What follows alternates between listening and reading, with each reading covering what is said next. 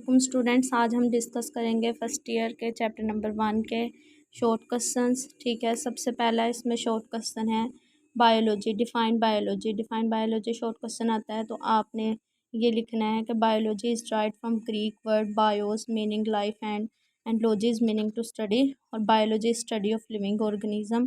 ठीक है, it is a branch of science, इतना आप लिखेंगे। ठीक है, उसके बाद नेक्स्ट शॉर्ट क्वेश्चन है करेक्टरिस्टिक्स ऑफ लाइफ या करेक्टरिस्टिक्स ऑफ लिविंग ऑर्गेनिज्म।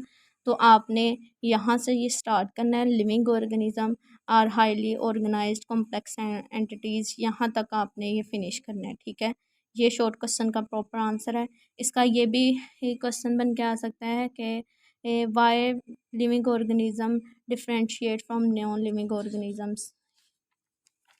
उसके बाद ये नेक्स्ट है, हम इसको करते हैं molecular biology, environmental biology, micro. ये आपने सारी ही शॉर्ट क्वेश्चन के तौर पे रेडी कर लेनी है, इनमें से वो कोई भी आपको शॉर्ट क्वेश्चन दे सकता है।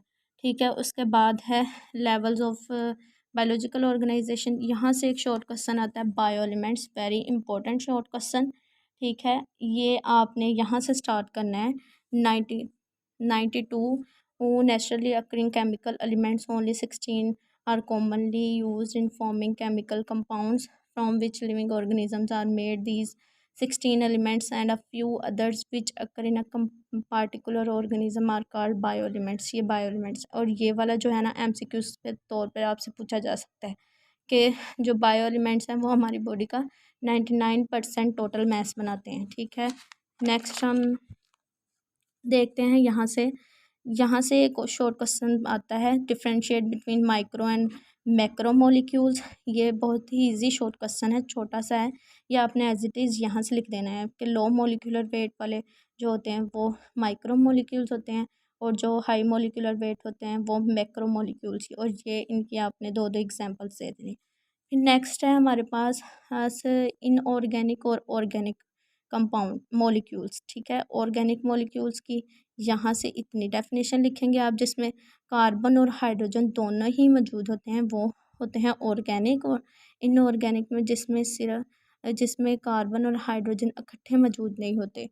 ठीक है, उसके बाद नेक्स्ट हमारे पास आ जाता है ऑर्गेनेलिस। ठीक है, ऑर्गेनेलिस का आप यहाँ से लिखेंगे फंक्शन ऑफ सेल्स। यहाँ से function of cells are accomplished by the specialised structure comparable to the organs of the body, the structure are called organelles. इसमें आप ऑर्गेनेलिस की ये वाली एग्जांपल दे सकते हैं। ठीक है, माइटोकॉन्ड्रिया और Golgi apparatus, endoplasmic reticulum, ribosomes, यहाँ से इसकी एग्जांपल्स आप दे सकते हैं।